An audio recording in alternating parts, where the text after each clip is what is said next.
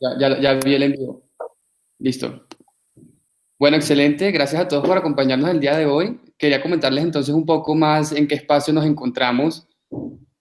Nosotros somos parte de un movimiento ciudadano que se llama el Derecho a No Obedecer. El Derecho a No Obedecer es una iniciativa ciudadana no partidista que se aleja un poco de la política tradicional y que busca promover dos cosas. Primero, espacios de conversación semanales y segundo, protestas y acciones simbólicas sobre esos temas que más nos importan. De acá, de este primer espacio, que es espacios de conversación, salió desde hace mucho tiempo una iniciativa que se llama Lunes de Ciudad. Lunes de Ciudad es una iniciativa que se realiza desde hace 5 años y que busca conversar y reunir actores de la ciudadanía, del Estado, políticos, ciudadanos de a pie, para conversar temas que nos afectan a nosotros como ciudadanos. Esto se hace en espacio público, comenzó en Medellín y lo que hacemos es tomarnos el espacio público para debatir con la ciudadanía sobre los temas que nos interesan.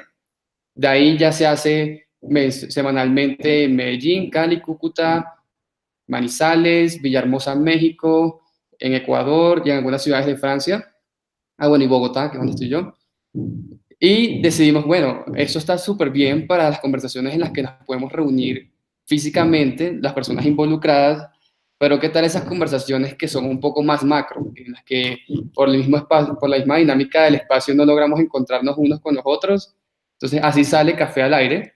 El objetivo de nosotros acá es reunir personas de diferentes partes que no están como tal en un mismo espacio físico para darle una mirada mucho más amplia a un tema que también nos importa a todos como ciudadanos.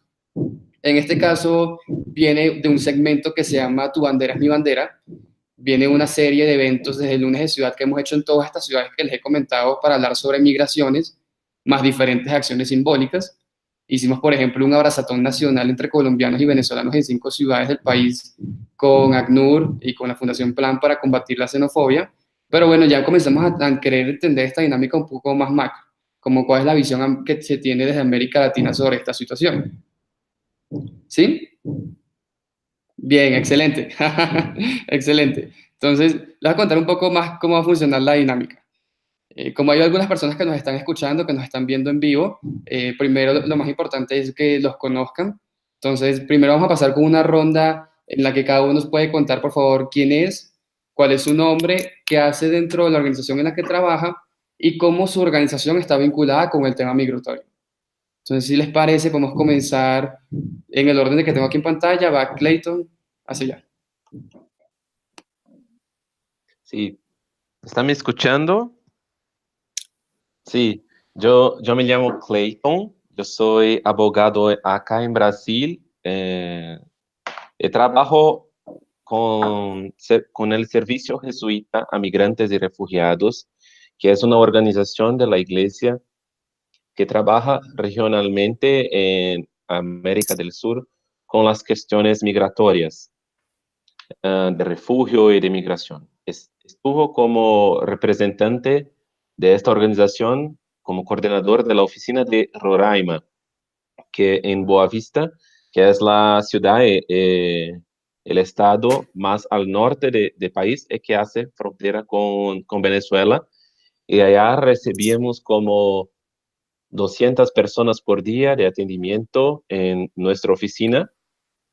Estuvo por un año hasta que fui amenazado de muerte allá por brasileños en cuenta de el rechazo de la xenofobia y de la ayuda que la sociedad civil está haciendo allá con migrantes. Entonces, tuvo que cambiar de espacio. Estoy ahora en Brasilia, que es la capital de Brasil, para trabajar con incidencia y proyectos relacionados a migración.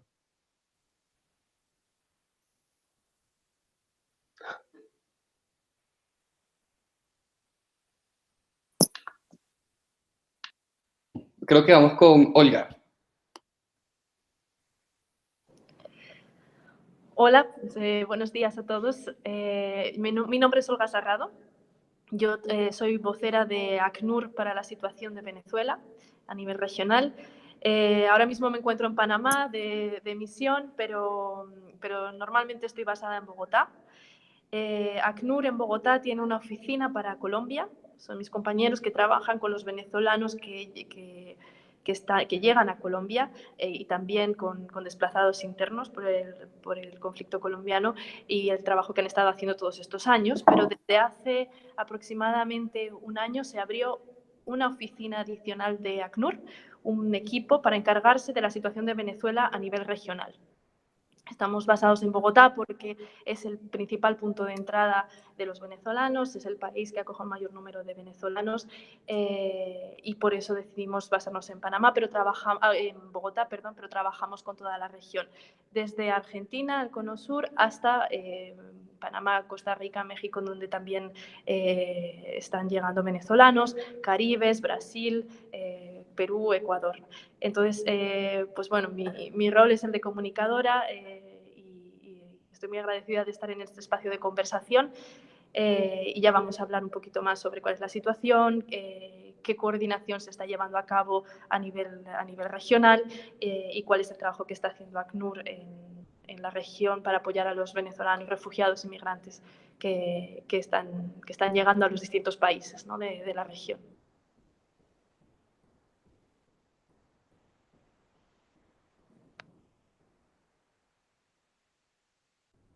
Roberto. Sí, buenos días. En primer lugar, muchas gracias por la oportunidad. Mi nombre es Roberto Patiño. Yo estoy basado en Caracas, Venezuela. Dirijo aquí dos organizaciones que hacen trabajo social comunitario con un fuerte también contenido de atendencia a la crisis y la emergencia humanitaria que estamos viviendo. Una de las organizaciones, la organización, digamos, fundadora, se llama Caracas Mi Convive, es una organización dedicada a la prevención de la violencia. Pero desde hace 2 años y medio, en nuestro trabajo en los sectores populares de Caracas, empezamos a encontrarnos muchos niños pidiéndonos comida, siendo esta cara de la emergencia humanitaria una de las más desgarradoras y urgentes. Y como todos sabemos acá, un niño que no se alimenta de forma correcta tiene comprometida no solamente su vida, sino también, en caso de que pueda sobrevivir, aproximadamente el 30-40% de su capacidad cognitiva y física. Entonces decidimos arrancar una iniciativa de corresponsabilidad que se llama Alimenta la Solidaridad. Es una iniciativa que está operando ya en este momento en 8 estados de Venezuela. Es una red que atiende todos los días de lunes a viernes con un almuerzo a 5.000 niños que están en una situación de malnutrición o en situación de riesgo.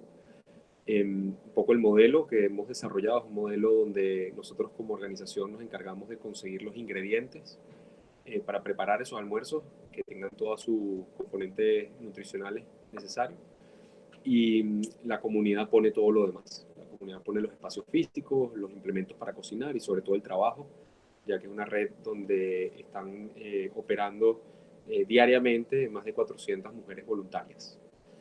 En nuestra relación, bueno, con el tema de migración, lo vemos mucho en las comunidades donde estamos trabajando, familiares que se están yendo de las personas que estamos atendiendo. Y bueno, también hemos tenido la intención de vincular con esta iniciativa solidaria a los venezolanos que están fuera y que tienen el deseo de contribuir, ya que hemos desarrollado un modelo muy barato para nuestra operación, donde alimentar a un niño en nuestros comedores durante todo un mes, el precio oscila debido a la hiperinflación, pero en promedio podemos hablar que estamos en $10 al mes cada niño. Y bueno, por último, con esto cierro, tenemos un fuerte foco en que haya un control y seguimiento del impacto que está teniendo el programa y que cada uno de los niños que participe, los que puedan, por supuesto, vayan a la escuela, los que ya estén en edad de ir a la escuela. El compromiso con los representantes, aparte de su participación en el programa, es que asistan diariamente al colegio.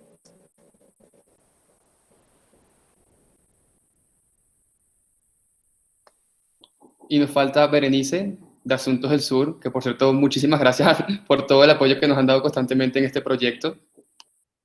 Hola, buenos días en Colombia. En realidad yo estoy en Suecia. Yo escribo para Asuntos del Sur, que está en Argentina. Aquí son las 5:30 de la tarde en Suecia. Yo soy abogada hondureña y emigré hace 12 años a Suecia. En realidad me mudé porque me casé y mi esposo es sueco, por eso estoy acá. Desde pues que estaba en Honduras, estaba vinculada al tema de migración. Era secretaria general de migración en Honduras y estaba trabajando como voluntaria para la Corte Penal Internacional, para la coalición que estaba promoviendo la ratificación en Latinoamérica. Y bueno, me vine para Suecia, aquí seguí mi camino de los derechos humanos y ahora estoy trabajando en una organización que se llama Drivkraft Malmö, significa como la fuerza motor, motriz, y trabaja con chicos entre 12 y 16 años para apoyarlos para salir adelante en Suecia. Nosotros trabajamos con el 30% de niños que, aunque no lo crean, viven en situación de exclusión y de pobreza en Suecia. Y estamos apoyados por una iniciativa de la empresa privada, pero también con la corona sueca. Y el objetivo, pues, es tratar el tema de integración, y más de integración, es de inclusión, para hacer uso, pues, de toda esa competencia que migra acá hacia Suecia a raíz de las migraciones que vinieron a Europa, a raíz de las guerras, el cambio climático, la pobreza, todo lo que está ocasionando este movimiento migratorio. Y justo hace unos días escribí un artículo para Asuntos del Sur sobre la diáspora latinoamericana, ¿no? Y estábamos analizando toda la situación de la migración que se ha incrementado en Venezuela, pero también la xenofobia, ¿no? De la migración que provoca la crisis política en Nicaragua y las nuevas crisis humanitarias que se están generándose en Honduras, El Salvador y Guatemala, que justo hay una caravana de migrantes cruzando hacia Estados Unidos y Trump ayer justo mandó un Twitter enviando una amenaza, ¿no? Hacia los países de Centroamérica. Entonces, un tema súper importante. Aunque estoy en Suecia, estoy vinculada de alguna manera no solamente al asunto de las migraciones que llegan acá, sino también pues a través de Asuntos del Sur analizando la problemática. Un gusto estar con todos ustedes. Muchísimas gracias a ti, Berenice. Esa era parte del concepto del café del aire. Si todos quieren tomar café, se puede. Es un espacio bastante informal, como para estar relajaditos. Yo también me presento, que se me olvidó. Yo soy Alejandro, trabajo en el equipo del Derecho a No Obedecer, pero evidentemente por mi acento soy de Caracas, Venezuela. Llevo acá 5 años viviendo en Bogotá, pero bueno, es parte también de la diáspora migratoria. Y eso es el primer punto con el cual quisiera que comenzáramos. Hablemos un poco sobre migraciones y sobre todo sobre migraciones a nivel de América Latina. Me gustaría que cada uno, desde la visión que tiene como persona, por sus experiencias de vida y también por la organización en la que trabaja, nos comentara cómo ve la situación de las migraciones a nivel macro, a nivel América Latina. Es decir, cuáles son las principales coyunturas, retos que creen que son importantes de tener en cuenta, o si lo ven a un nivel mucho más micro, ese mismo análisis, pero desde donde ustedes tienen como una visión de impacto. No sé si que podemos alzar la mano para comenzar o simplemente podemos comenzar si quieren de Berenice para atrás para turnarlo. Entonces, si quieres, Berenice, te doy la palabra.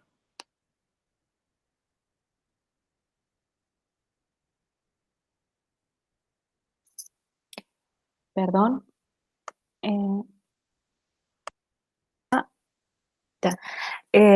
Les decía que era una pregunta amplia, bastante compleja, porque pues son desafíos importantes, ¿no? Hay que ver la causa de la migración en Latinoamérica, o sea, el fenómeno de la pobreza, de la exclusión, de la corrupción que está detrás, ¿no? Detrás de cada familia viviendo en miseria, hay una forma que nos está quitando la felicidad en países tan ricos como los países latinoamericanos en cuanto a recursos naturales, a recursos humanos, etc.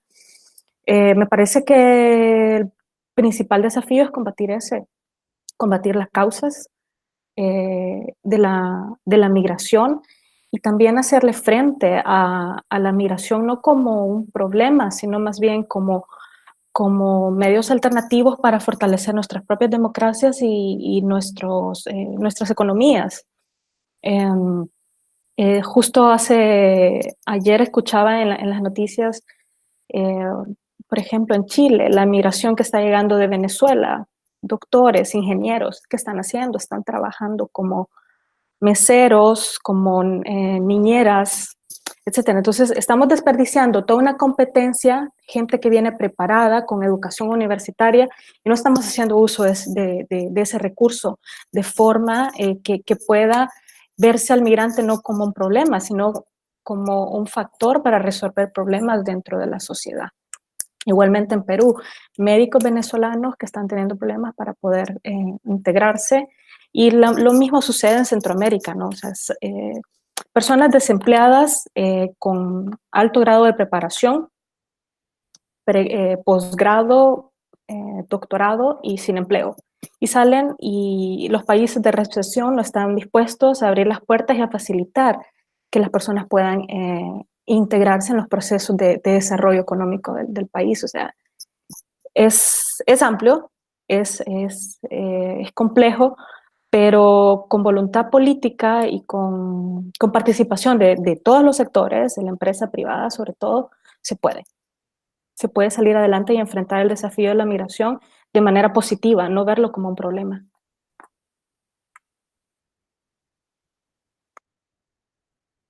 Gracias, Berenice. Pasamos entonces a Roberto.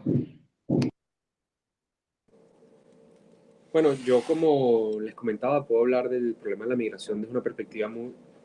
¿No me oyen? Sí. Puedo hablar de la migración desde una perspectiva muy local, desde cómo lo estamos viviendo los venezolanos, que va desde las migraciones que han arrancado. En Venezuela es difícil calcular cuántas personas han salido del país. Sin embargo, les puedo dar un dato que creo que es un dato que tiene peso. Si uno busca los datos públicos de Facebook, y esto fue parte de un análisis que vi de un académico, y revisa las personas que crearon sus cuentas en Venezuela y que han hecho o están haciendo login desde fuera de Venezuela. Estamos hablando de 3,5 millones de cuentas de Facebook. Entonces, por supuesto que esto no tiene no sabemos en cuánto tiempo ha sucedido, o sea, no podemos determinarlo a través de esta información, pero da un poco la idea de la magnitud, tomando en cuenta además que esos son los que tienen acceso a esta red social, ¿no? Que muchas personas no tienen acceso a esta red social. Entonces, en esa migración, por supuesto que las imágenes más desgarradoras y lo más doloroso es ver lo que está ocurriendo en las fronteras, tanto con Brasil como con Colombia, también en el Caribe. Historias de personas cercanas que nosotros hemos conocido que han sido víctimas de discriminación, que tienen enormes obstáculos y barreras, pero que deciden emprender este viaje porque la situación es realmente desesperada, la que viven en su día a día y en sus comunidades. Eso también se complementa con un éxodo masivo, así como es el caso de Alejandro, de jóvenes con preparación, personas que han tenido acceso a educación universitaria, lo puedo decir inclusive desde el punto de vista familiar. Mi hermana vive fuera de Venezuela hoy en día, tengo la mayoría de mis primos viven fuera de Venezuela hoy en día. Y bueno, por supuesto que sabemos que esto, si bien ha sido, y agradecemos la solidaridad con la que muchos de los pueblos latinoamericanos han abierto sus brazos para recibir a quienes huyen de la crisis, que para mí son realmente refugiados de la situación que estamos viviendo aquí en el país. Debo decir que también comprendo que los países de la región, la mayoría de los países de la región, son países con profundos problemas también sociales y desigualdades y sistemas públicos muy limitados. Entonces, es realmente preocupante la situación a la que llegan muchos de estos refugiados a los países donde ya los sistemas públicos de salud, de educación, están realmente sobrecargados.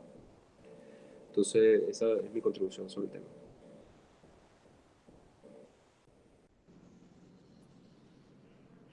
Bueno, pues yo lo que quería resaltar en este momento es que cada vez estamos observando en el mundo, pero también en la región, el tema de flujos mixtos, ¿no? O sea, no es un flujo de migrantes económicos como podemos tradicionalmente pensar en esa palabra. Es un flujo solo exclusivo de personas refugiadas que están huyendo de bombas que caen, ¿no? Son flujos mixtos. Lo vimos en Europa, lo estamos viendo ahora en la región, ¿no? con las personas que están saliendo de Venezuela. Entonces es importante ver esa dualidad y hablar de ambas caracterizaciones, ¿no? Nosotros como ACNUR, que es la Agencia de Naciones Unidas para los Refugiados, en marzo publicamos una nota, una guía en la que hablábamos de cómo caracterizar, ¿no?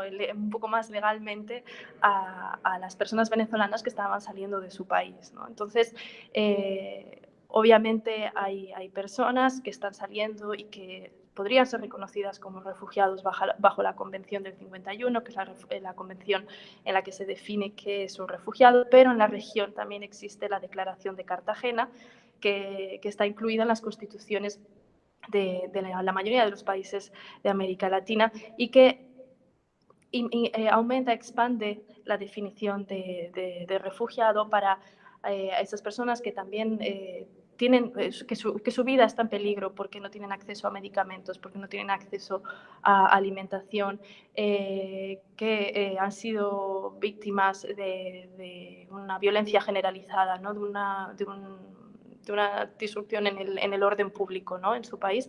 Entonces es una definición un poco ampliada. Y además también nosotros hacíamos una invitación a los países de la región a poner en marcha mecanismos alternativos que permitan a las personas venezolanas que llegan a los países tener acceso a los servicios básicos, como por ejemplo la salud, la educación, y también tener acceso al trabajo y con unas garantías, ¿no? de no devolución. Entonces eso es algo que estamos viendo, que los países se han puesto en marcha en la región. Hay casi 1 millón de personas venezolanas que cuentan con estas visas, estos mecanismos alternativos de residencia que les permiten tener protección en el país de acogida, ¿no? Entonces, por eso es importante marcar esta dualidad de los flujos mixtos. Estábamos hablando también de la magnitud, ¿no? Es muy complejo hablar en la situación de Venezuela, de los venezolanos que están saliendo de cifras. Pues tenemos una idea, ¿no? Como estaba comentando ahora el compañero, de cifras. Las cifras que manejamos desde Naciones Unidas son las cifras que obtenemos de los gobiernos, cifras oficiales de los gobiernos de la región. Calculamos que como unos 2 millones de personas habrían salido de Venezuela desde 2015. Pero somos conscientes de que estas cifras son muy conservadoras, ¿no? Hay muchas personas que optan por dejar Venezuela por los pasos informales y esas personas no están contabilizadas en los registros de las autoridades, de los gobiernos. Por ejemplo, Colombia, para quien nos esté escuchando y no conozca a lo mejor tanto el país o la región, son 2.200 kilómetros de frontera en los que hay 7 pasos formales regulares, ¿no? de migración, en los que se sella un pasaporte cuando entras o se contabiliza a las personas que cruzan, pero son 2.200 kilómetros de frontera y sabemos que hay personas que están usando pasos informales porque no tengan documentación o porque esté más cercano a su población, ¿no? Entonces esas personas quedan fuera de los números. Entonces es importante mirar a los números porque nos indican la magnitud. Calculamos que hay unas 5.000 personas que están saliendo cada día de Venezuela todavía en este momento.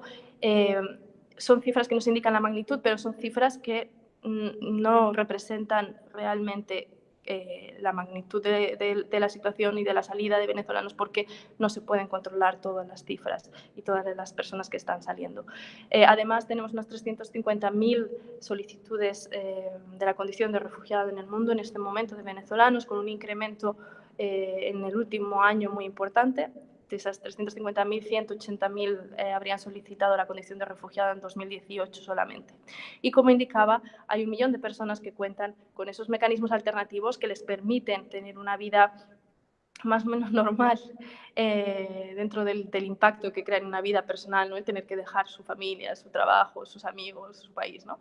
Pero en los países de acogida. Y esto va muy ligado a la generosidad y a la solidaridad de los países de la región a la acogida de los venezolanos, ¿no? No solamente en el último año, que es cuando empezamos a escuchar más a nivel internacional sobre este movimiento, ¿no?, de venezolanos en la región, pero desde hace ya 2-3 años, incluso más, los países de la región han estado acogiendo a las personas venezolanas que salían de su país con gran generosidad, poniendo en marcha este tipo de mecanismos que, a pesar de las dificultades y de la presión que están sintiendo en sus servicios sociales, en los hospitales, en las escuelas, todavía pues, los gobiernos han decidido mantener esa política de puertas abiertas. Hay una voluntad política a buscar soluciones y a continuar protegiendo a los venezolanos que están llegando a los países de la región.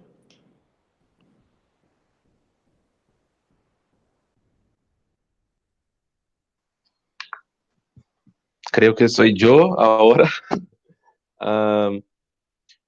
Berenice empezó su colocación con las causas de migración en América Latina. Estoy de acuerdo con los factores que se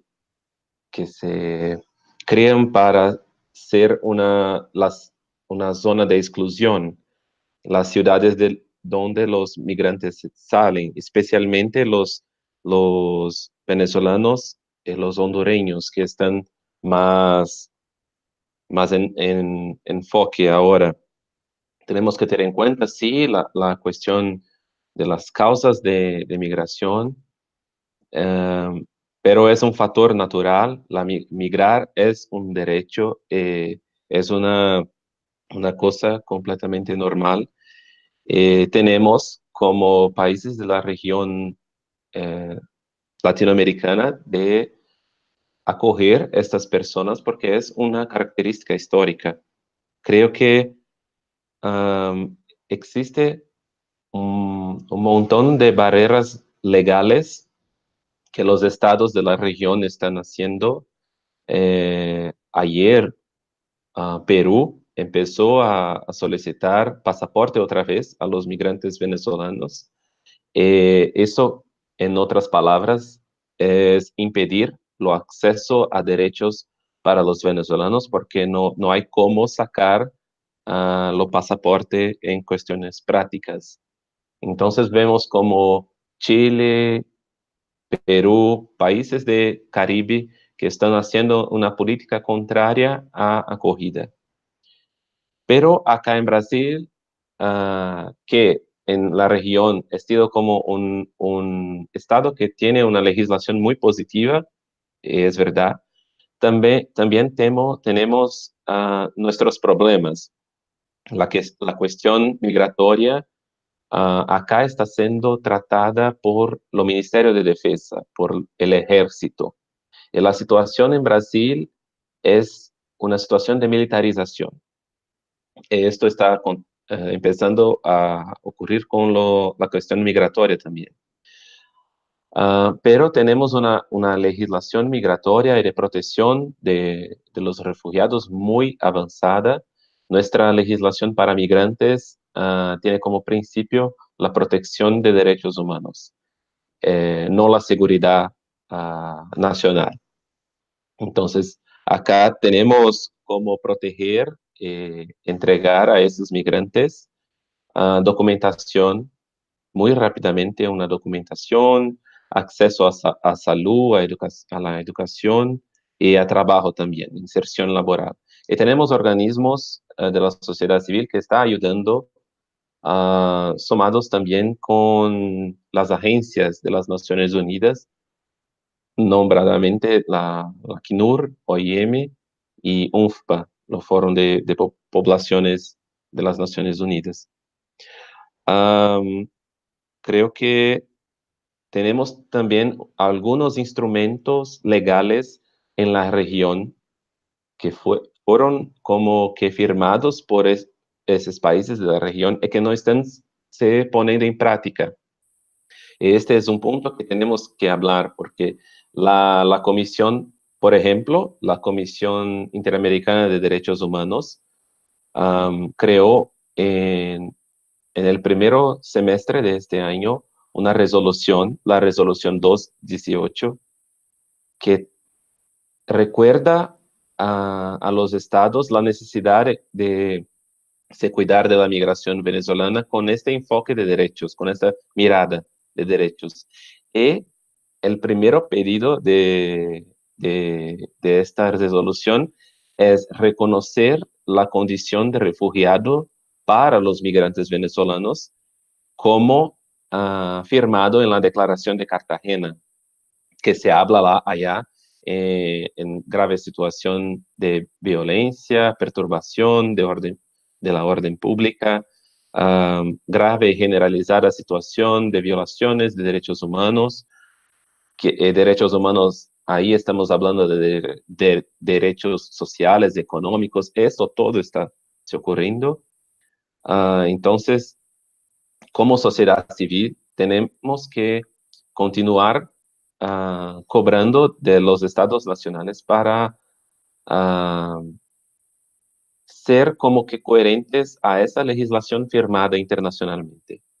Acá en Brasil tenemos menos migrantes venezolanos, tenemos como 63,000 inscritos regularizados que solicitan refugio, la residencia temporal.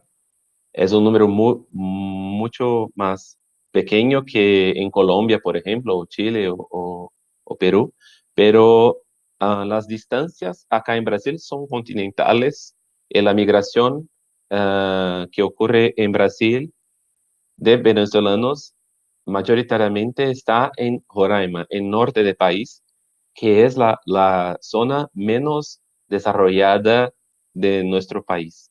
Entonces, el gobierno brasileño está haciendo en parcería con las agencias de las Naciones Unidas y otras organizaciones de sociedad civil, con los alcaldes de ciudades del sur de Brasil, una parcería para aquello que llamamos de interiorización, que es trasladar los migrantes de Roraima para otras ciudades en el sur desarrollado de Brasil, con acogida por las ciudades. Entonces hay un sistema que está empezando, estamos todos como que testando ese nuevo sistema, porque una migración forzada en esta magnitud es muy reciente, muy distinta en la región, para Brasil también. No podemos comparar con la migración haitiana, por ejemplo, que también fue un flujo migratorio muy grande, pero ahora estamos intentando crear sistemas nuevos con base en las convenciones que firmamos en el escenario internacional. Creo que es eso. Muchísimas gracias a todos. Veo que tienes un punto, Roberto, si quieres hablar. Sí, brevemente para complementar un poco, yo creo que entre las razones que hay que incluir para los refugiados, aparte de las económicas y las sociales vinculadas al tema de salud, etcétera, están las razones también políticas, de persecución política, que en Venezuela ha venido en aumento. Y yo diría que tres elementos que son muy importantes, aparte de los mencionados como los permisos de trabajo y el tema de los servicios públicos, el otro es los temas de identificación. Porque conseguir un pasaporte hoy en Venezuela, como bien reflejaba Clayton, es casi misión imposible. Entonces, los venezolanos, en ese sentido, todos los que estamos aquí, los que están afuera, estamos en una situación muy compleja con respecto a nuestra posibilidad de tener un documento vigente de identificación.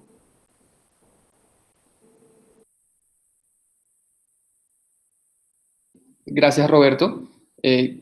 Conectando un poco con lo que decía Clayton y también con lo que decía Berenice al principio, me gustaría que comentaran un poco desde sus organizaciones qué se está haciendo puntualmente para afrontar el tema migratorio. Vamos a dar, por ejemplo, de campañas exitosas, como por ejemplo en Colombia Somos Panas, pero tal vez no todos en la región conocen sobre esa campaña, o desde cada uno desde sus países y sus contextos. Por ejemplo, eso que nos estabas comentando, Clayton, del traslado de migrantes del norte al sur de Brasil, no lo tenía muy presente y creo que tal vez algunas de las personas que nos están escuchando tampoco. Entonces, si cada uno pudiese contar muy brevemente como esas acciones y esas campañas exitosas que se han hecho desde sus diferentes contextos para afrontar el tema migratorio. No sé si alguien quiere comenzar. Ok, Olga, entonces comenzamos con Olga. Bueno, el trabajo de ACNUR en la región con las personas venezolanas, con los venezolanos refugiados e inmigrantes que están moviéndose en la región es bastante amplio. Primero quería comenzar con la parte que estábamos hablando justo ahora, ¿no? De la documentación. Para nosotros es una de las mayores preocupaciones para ACNUR, ¿no? Que las personas no estén documentadas. Esa falta de documentación, esa irregularidad en la que se puede encontrar una persona en un país de acogida, lo ponen en riesgos de tráfico, de explotación laboral, explotación sexual, temor a poder ser retornado al país, ¿no? De origen. Entonces, para nosotros, esa regularización de la situación, esa falta de documentación, ese apoyo que se tiene que dar a las personas que están llegando en estar en regla en el país de acogida es una de nuestras prioridades. Para ello tenemos una especie de campus de información legal, ¿no? Tanto en las fronteras como en otras ciudades, en las que se está ofreciendo información a los venezolanos que llegan sobre cómo regularizar su situación. Por ejemplo, es destacable un registro masivo que llevó a cabo el gobierno colombiano durante 2 meses a principios de este año, en el que casi 500.000 venezolanos en situación de irregularidad en Colombia pudieron inscribirse y ahora mismo están regularizando su situación, ¿no? Están obteniendo ese permiso de 2 años que les permite tener acceso a servicios, como comentaba antes, a trabajo, pero estar de forma legal en el país de acogida. Nosotros, como ACNUR, junto a otras organizaciones, como por ejemplo la OIM, apoyamos este proceso y estamos también apoyando ahora a las autoridades a expedir estos permisos de estadía. Entonces, ese tipo de apoyo legal se está llevando a cabo en todas las fronteras y en todos los países en los que tenemos presencia en la región.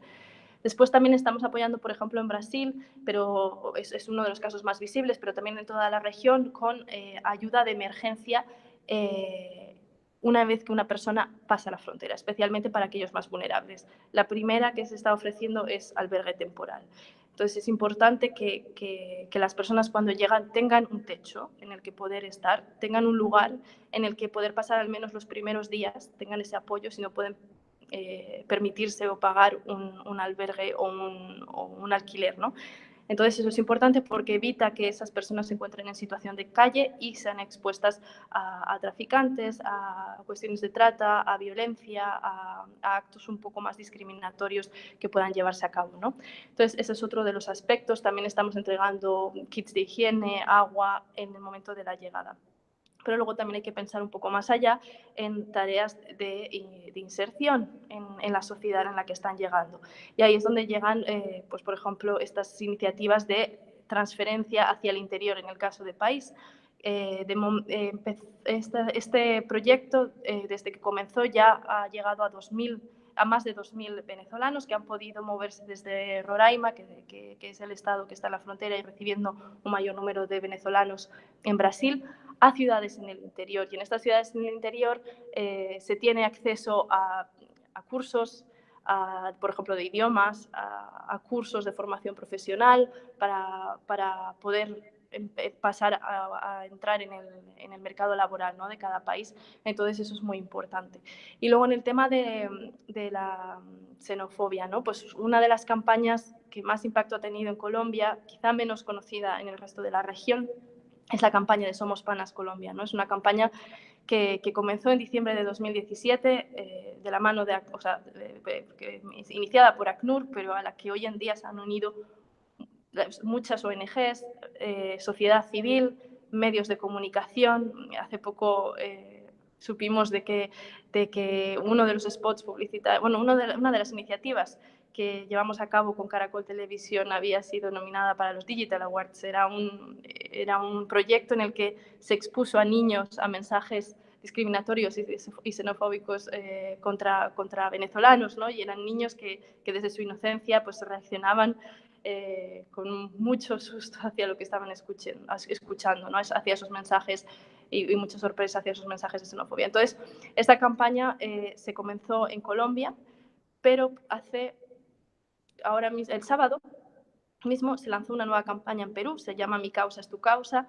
Causa es un plato peruano muy conocido y el objetivo es el mismo, ¿no? Visibilizar esa solidaridad, visibilizar los aspectos positivos de unas personas que llegan de otro país, promover ese apoyo de la población de acogida y también ese trabajo conjunto de crear comunidad entre la población que llega y la población del país receptor. Entonces, estas campañas que ya están lanzadas en Colombia y en Perú también se están empezando a implementar en otros países en la región. Estamos trabajando en Panamá, iniciando una en Panamá, Uruguay, son cosas que estamos empezando a mirar.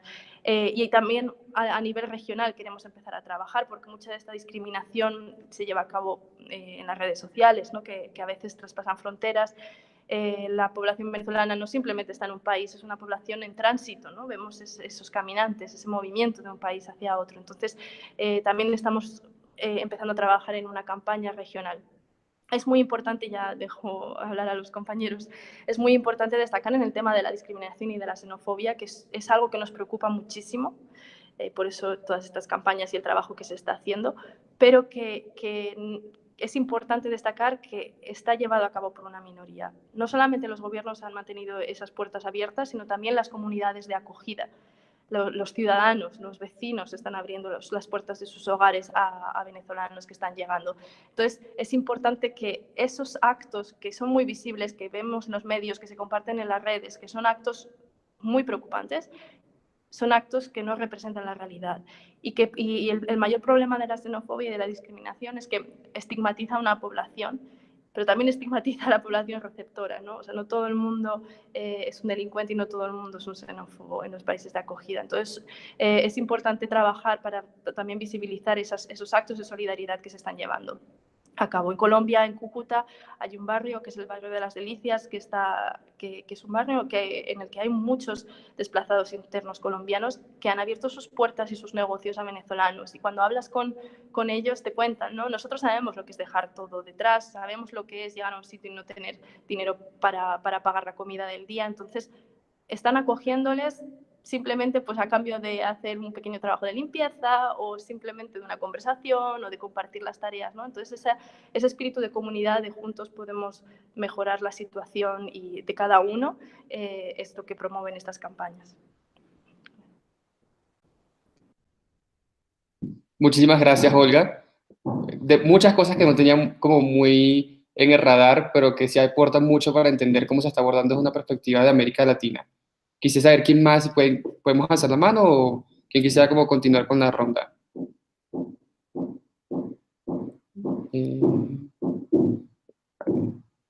Como ya tú acabas de dar un poquito, Roberto, le voy a pasar la palabra a Berenice y luego Roberto y quedarías por último tú, Clayton, ¿te parece?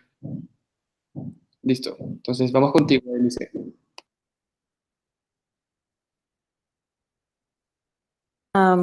Sueca, ¿no? A partir del 2015, con la llegada de 200.000 refugiados que llegaron solamente de Siria, se inició la campaña Bienvenidos Refugiados. Y en realidad es una iniciativa que comienza desde la sociedad civil para darle la bienvenida a los refugiados. Se unen las alcaldías, se une el gobierno y se une la empresa privada. Y hay un enfoque obviamente hacia combatir la xenofobia, la discriminación, que mencionaba Clayton, porque existen, ¿no?, ya los mecanismos legales, pero en la práctica también tienes una población que no está muy contenta por la llegada del inmigrante, por el choque cultural, por todo lo que significa, ¿no? Imagínense también aquí las barreras del idioma, que no tenemos, por ejemplo, en Latinoamérica. No tenemos tampoco tantas diferencias culturales que nos permitiría poder facilitar, ¿no?, el proceso migratorio y la inclusión del migrante. Aquí lo que se ha hecho también es esa cooperación, ¿no?, entre empresa privada, sociedad civil y gobierno, teniendo mucho enfoque en las metas de desarrollo sostenible, que las metas de desarrollo sostenible pues están orientadas hacia lograr un mundo mejor al 2030, y todos los gobiernos deberían de cooperar, pero también lo tiene que hacer la empresa privada. Entonces hay procesos de educación para combatir la discriminación, y creo que eso es muy importante, ¿no? Poner un enfoque en educar poblaciones, porque ya tenemos en Brasil la alerta, ¿no?, con la llegada de Bolsonaro, en la primera vuelta. El tema migratorio tiene un fuerte peso en la campaña política y por ello tienes que combatir la falta de conocimiento y combatir la discriminación y la xenofobia en ese aspecto. Porque lo que pasa es que haciendo uso de la campaña anti-inmigración, también Bolsonaro va a reducir los derechos de otras minorías, ¿no? Como los derechos de las minorías de la diversidad sexual, la reducción de derechos humanos o la disminución de las garantías de derechos humanos en una campaña que fortalece, ¿no?, la idea de la dictadura militar y de la militarización de la sociedad. Me parece que ahí es donde tenemos que hacer el enfoque en las campañas en Latinoamérica, educar más a las poblaciones para que haya una recepción realmente de acogida, pero también una recepción y una educación de quienes tienen que decidir, del tomador de decisión, del que va a facilitar que un médico venezolano que ha llegado al Perú pueda trabajar en Perú y le pueda facilitar el proceso de incorporación de su título médico. Entonces necesitas educar a autoridades y necesitas educar población. Y cuando hablamos de población tenemos que combinar a los dos. No se puede solamente hablar del nacional, del que recibe, ¿no? Sí, yo digo que para bailar tango siempre se necesitan dos. Entonces tienes que educar al inmigrante y tienes que educar a la persona en el país de acogida. Porque obviamente no es fácil llegar a un país y entender cómo este funciona, con todo lo que implica además cuando llegas, como decías tú, con ese fenómeno migratorio mixto que es ahora, ¿no? Que no solamente se trata de pobreza, sino también de violencia, de crimen organizado. Y por ello el ACNUR se ha incorporado las directrices, ¿no?, para proteger, por ejemplo, a los refugiados que salen de Honduras, porque están siendo expulsados no solamente por el tema de pobreza, sino también por la vinculación del crimen organizado con operadores de justicia, con agentes estatales, y de repente tienes un Estado que no realmente te está persiguiendo, de acuerdo a la Convención de Refugio del 51, pero que de todas maneras no está en posibilidad de protegerte, o no puede o no quiere protegerte. Entonces, tienes las directrices, el ACNUR ha lanzado las directrices para proteger a refugiados, solicitantes de refugio de Venezuela, de Honduras, pero necesitas educar a quienes toman las decisiones para que apliquen realmente esas directrices. Es muy importante el tema de educación para garantizar que el proceso de migración y de inclusión pueda ser exitoso en la región.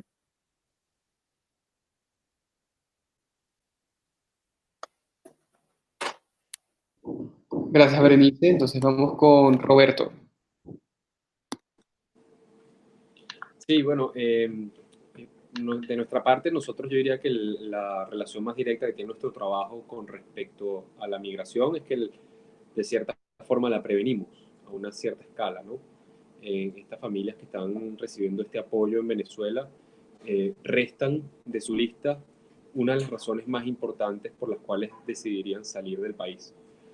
Entonces, a mí me entusiasmó mucho escuchar tanto la intervención de Olga como la de Berenice, porque creo que se alinean mucho con los valores que nosotros queremos promover, los valores de la solidaridad, los valores del acompañamiento en un momento tan difícil como el que estamos viviendo, y que yo también, como venezolano y con la perspectiva, digamos, del trabajo social que hacemos acá, busco destacar, como decía Olga, las expresiones de solidaridad que son masivas en la región, en contraposición de algunos casos mucho más aislados de xenofobia.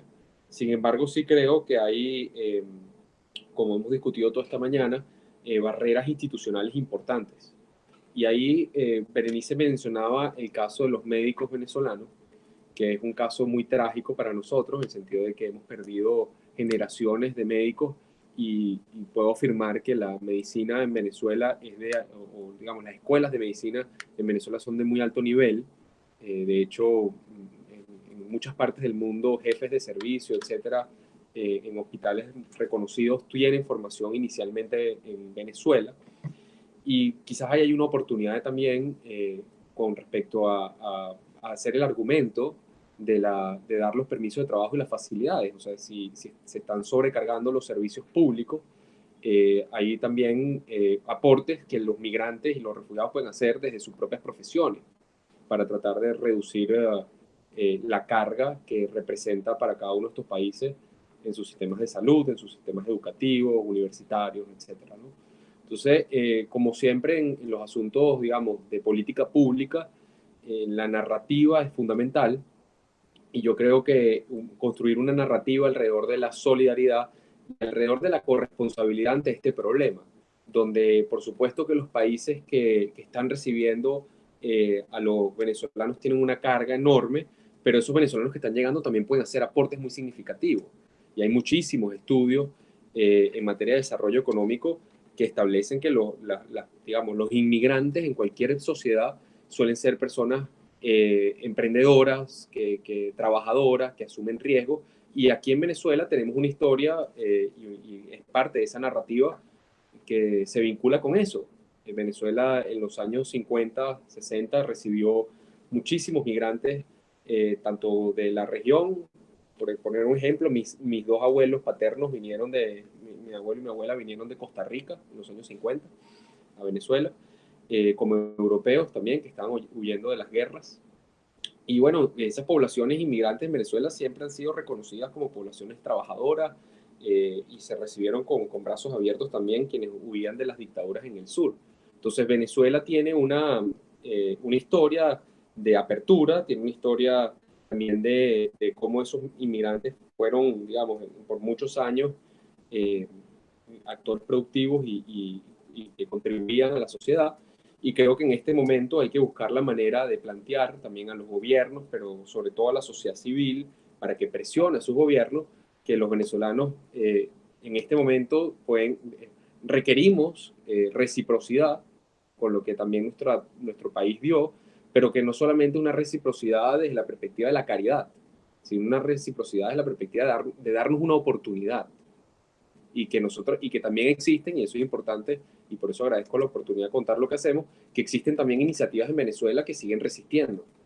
Es decir, no es que la expectativa es que van a salir los 30 millones de venezolanos. Bueno, aquí queremos mantener la esperanza de que un cambio es posible a esta situación.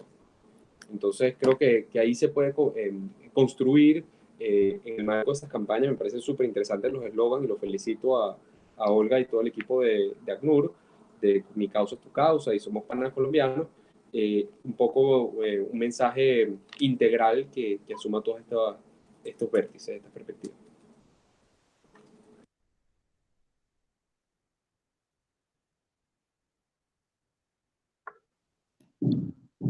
Sí, Sí, Clayton.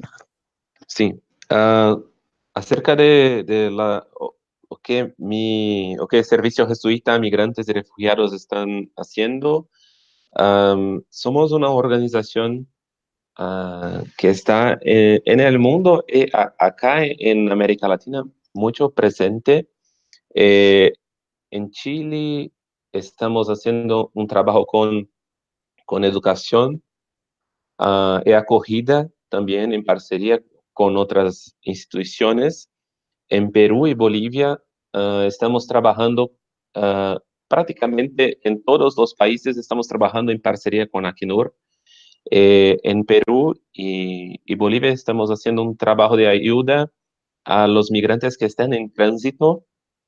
En la red jesuita a migrantes de América Latina y Caribe está terminando un documento de ayuda, un informe para ayudar a los migrantes venezolanos que quieren trasladar para otros países. Estamos haciendo los datos más prácticos para ellos, cuánto cuesta una pasaje para aquella ciudad, cuánto cuesta alimentación, esas cosas, sobre documentación, sobre sanciones legales, esto en la región.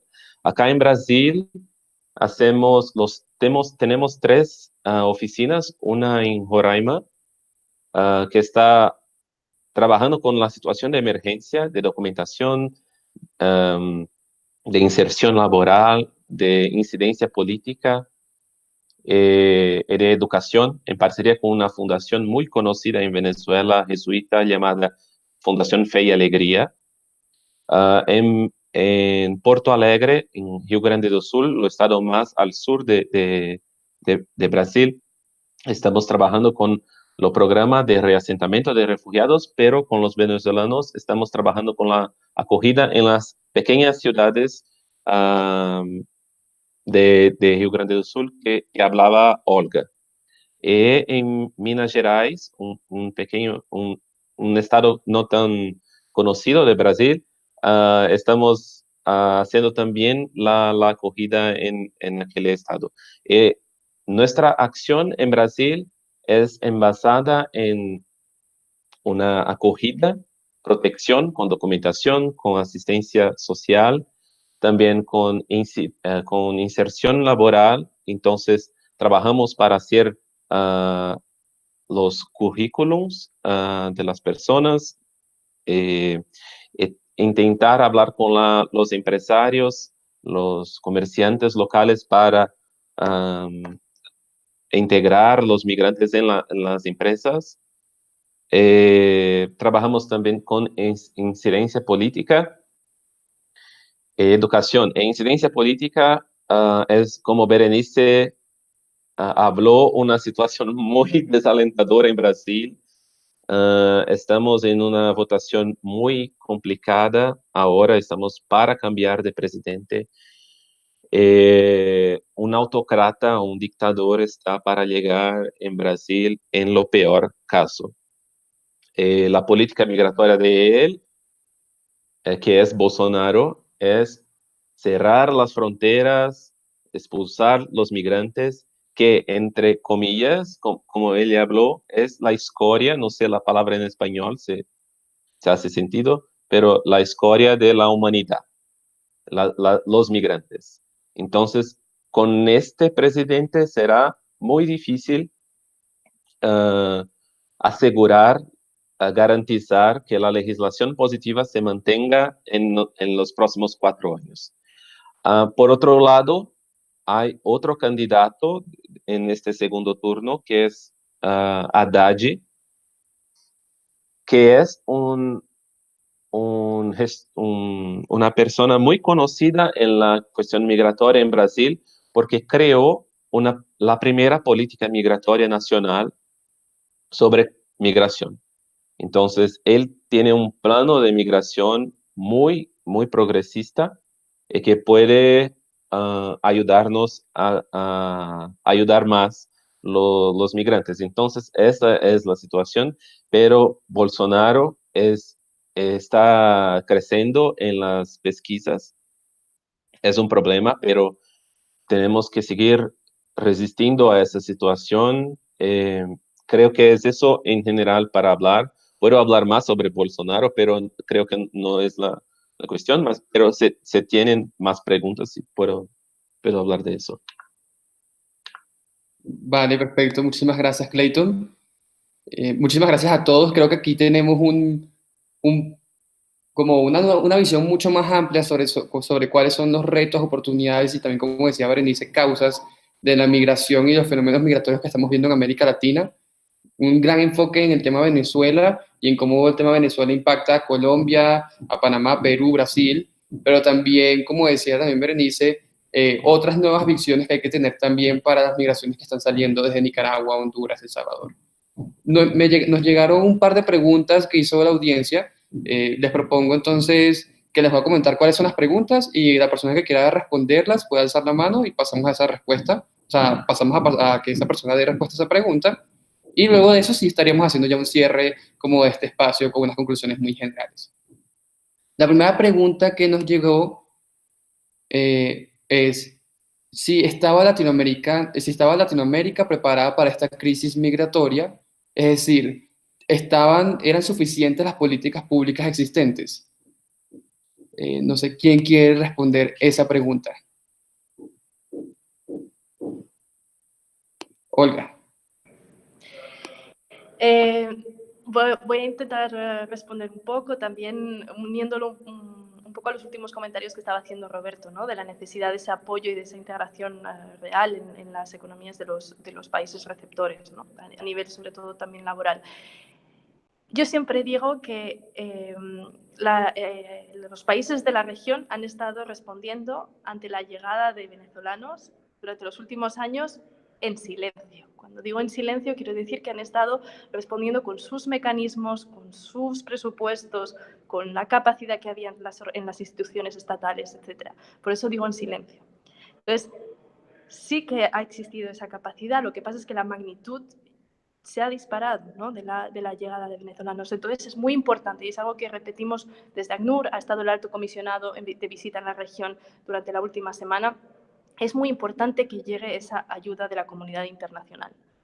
Estamos hablando de cifras muy elevadas que han sido recibidas por países potentes, fuertes, que tienen capacidad de respuesta, pero se necesita ese apoyo para mejorar las infraestructuras, para mejorar hospitales, para mejorar escuelas, para poner en marcha políticas públicas que permitan acoger e integrar en las economías a estas personas que están llegando y que sin poner en riesgo también otros procesos internos y otros retos nacionales, ¿no? que tienen las... Entonces, sí se estaba preparado en el sentido de que se ha estado respondiendo hasta ahora, pero es muy necesaria esa ayuda y esa llegada de fondos, pero también de conocimiento y de apoyo de la comunidad internacional, del sector privado, como comentaba Berenice también antes, ¿no? Es muy importante ese trabajo conjunto. Estamos viendo desde el último mes muchas iniciativas regionales que están empezando. Vimos reuniones de ministros de Migración en Colombia, la declaración de Quito que surgió de una reunión en Ecuador y que ahora va a haber una segunda reunión en noviembre, reuniones de defensores del pueblo, las organizaciones humanitarias y de desarrollo también hemos creado una plataforma regional de coordinación para la respuesta hacia los venezolanos, refugiados y migrantes que están llegando a la región. O sea, esos mecanismos de coordinación a nivel regional están poniéndose en marcha y tienen que responder a esas preguntas, ¿no? que están surgiendo en esta conversación y a esos retos. Como bien comentaba Roberto, pues aunque se esté haciendo un trabajo en el que ya hay 1 millón de personas con esa posibilidad de acceder al trabajo y a servicios, pues también se necesita empezar a trabajar en que se eliminen esas barreras de certificados de universitarios, de profesionales, etcétera, que se eliminen todas esas barreras que están dificultando el acceso a empleo, el acceso a las escuelas o el acceso a la salud, ¿no? Entonces, eso es un trabajo que yo creo que con estas iniciativas regionales muestran que ese trabajo se está haciendo, esas iniciativas regionales muestran que ese trabajo, que se reconoce la necesidad de trabajar para evitar estos problemas.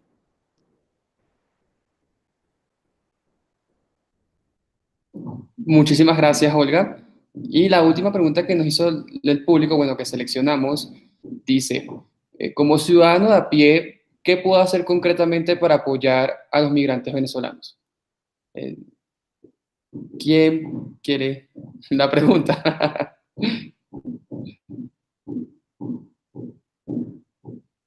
A ver, Clayton. Bueno, Creo que vamos a pasar a Clayton y luego Berenice, que también levantó la mano. sí, creo que puedo empezar, pero todos tienen como alguna cosa a hablar sobre este tema. Ah, creo que para la población lo mejor a hacer es unirse a las organizaciones que están trabajando con eso, con el tiempo que tiene. Por ejemplo, se tiene como 2 horas por semana hacia un voluntariado en una de estas organizaciones. Se no tiene tiempo, hable de este tema con sus vecinos. Am, eh, convide una persona venezolana para entrar en su casa, hablar su historia, o haga eso por el medio de la internet, ayudando a la campaña de acogida, de hospitalidad, porque esto es una acción que todos tienen que hacer. Lo que veo en algunas reuniones sobre este tema es que las mismas personas están en los mismos ambientes, en las mismas convenciones, los mismos ambientes para debatir los temas. Es necesario sumar más personas que no son experts sobre los temas, pero la población, para se tornar en como que embajadores de hospitalidad en la región. Entonces creo que mi fala es más sobre eso. Berenice, y me gustó mucho lo que dijo Clayton, creo que vamos a pasarlo para cada organización. Podríamos dejarlo como, por ejemplo, 3 acciones concretas con las cuales un ciudadano general pudiese apoyar a los migrantes, y no solo venezolanos, sino en general. Entonces ahí sí pasamos de nuevo a Berenice. Sí, realmente Clayton ha dicho lo que yo tenía en mente, ¿no? O sea, primero tienes que ejercer ciudadanía, tus derechos como gobernado, y pedirle a los gobernantes acciones más responsables hacia los refugiados, pero también puedes abrir tu corazón, abrir tu casa, eh, hablar con un refugiado. El contacto con la sociedad es lo que va a facilitar su proceso de inclusión y de integración en la sociedad acogida. Eso es lo más importante, y seguramente también integrarte como voluntario en el trabajo de las organizaciones, ¿no? Hay muchísimo que hacer. Seguramente si tienes niños, tú mismo puedes donar ropa, porque la gente llega en las condiciones más paupérrimas, la mayoría, ¿no? Y necesitan que se brinde solidaridad, y más que palabras, Twitter, Facebook y todo eso, ¿no? que pasa en las redes sociales, se trata de llegar a las acciones. Y no necesitamos hacer grandes cosas como ciudadanos, pero las pequeñas acciones son las que causan realmente grandes diferencias. Y si cambias una familia, cambias un individuo, cambias una familia, cambias el mundo. Así que hay mucho que hacer. Solo quería aportar un poquito, si se me permite, sobre las políticas públicas, porque Olga hablaba un poco sobre Sudamérica, ¿no? Pero lo que está pasando en Centroamérica es realmente trágico. Y me parece que ningún país está listo para hacer frente a una situación migratoria de lo que está enfrentando actualmente Centroamérica y México, ¿no? Con las caravanas de migrantes que van con la idea de llegar caminando hacia Estados Unidos. Lo que va a ocurrir en ese paso, y lo que, no sé si ustedes se enteraron ayer del Twitter de Trump, diciendo, bueno, si ustedes no paran esa caravana de migrantes, son más de 3,000 personas, yo les suspenderé la ayuda, ¿no? Entonces, hace uso del peso de las relaciones diplomáticas asimétricas y presiona a países que ya están en situación muy difícil. Entonces, me parece que debe haber un ejercicio regional a nivel de toda Latinoamérica para hacer cohesión también y pedir, está bien, es un ejercicio de soberanía de acuerdo a las leyes migratorias de Estados Unidos, pero este es un tema de humanidad, y le llaman crisis humanitaria porque se ven que la crisis llega para allá, pero no pensamos en que realmente la crisis humanitaria es la que está viviendo ya ese sector migrante que está desesperado, dispuesto a llegar caminando hacia Estados Unidos. Me parece que no estamos preparados como países en Latinoamérica para hacerle frente, y obviamente se necesita que la comunidad internacional la enfrente de forma colectiva. Gracias. Gracias, Berenice. Con respecto a eso que les comentaba de las 3 acciones puntuales, no sé si Roberto u Olga quieran agregar algo sobre cómo los ciudadanos pueden articularse y apoyar a los migrantes.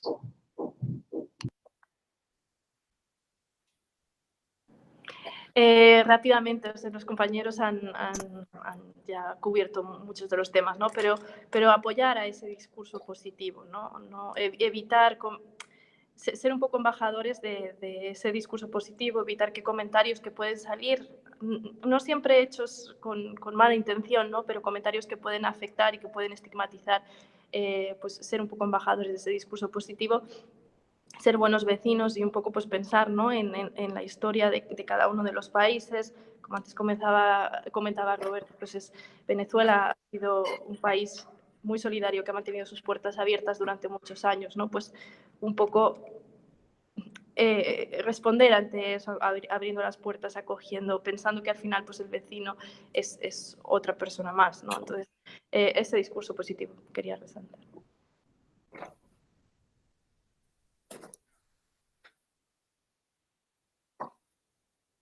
Y Roberto, no sé si quieres agregar algo. Mira, me parece que ha sido bastante completa la presentación de los otros compañeros y solamente agregaría tener en el panorama que apoyar a los migrantes es también apoyar a las poblaciones que más están sufriendo en Venezuela, de tal manera de que no se multiplique y se exponencie este problema donde para todas las personas termine pareciendo que la única solución es irse, sino que tiene que haber también respuestas y capacidad de organización local que pueda servir de contención a la migración tan masiva. Y de hecho, ahí conectando un poco lo que decías, Roberto, que se pueda ayudar a un niño por un mes por $10, creo que esa es información muy importante también para entender que desde acá se puede hacer un ejercicio para apoyar no solamente a los migrantes que están llegando, sino a los mismos venezolanos que están en Venezuela, y se puede hacer un ejercicio para fortalecer esa capacidad sin tener que pensar simplemente en responder una vez ya estén las personas en otros países, pues, y en otras fronteras. Me parece un ejercicio muy importante para rescatar en este espacio en el que nos está escuchando las diferentes personas. Haciendo un cierre ahí en lo que son las preguntas, quería agradecer mucha participación de cada uno de ustedes. Gracias Clayton, Olga, Roberto y Berenice, que desde sus diferentes organizaciones, países, que están ahorita, bueno, Suecia, Panamá, Brasil, Venezuela, Caracas y aquí Bogotá, conectados, como difundiendo un poco más cómo podemos articularnos a nivel región para hacer frente a la crisis migratoria que estamos viviendo en este momento. Creo que, como dijo también Clayton, vienen algunos momentos particulares en las dinámicas políticas de todo el continente, y sí es muy importante articular muy bien desde sociedad civil, instituciones internacionales y, como decía Berenice, sector privado, estos esfuerzos para sacar adelante una nueva narrativa, una narrativa mucho más positiva. De ahí, desde el derecho a no obedecer, los estaremos contactando a cada uno de ustedes para como obtener esa información que sabemos que es importante que la gente sepa. Por ejemplo, toda esta campaña que tienes, Roberto, que logremos difundirla para ver si más personas se animan a donar.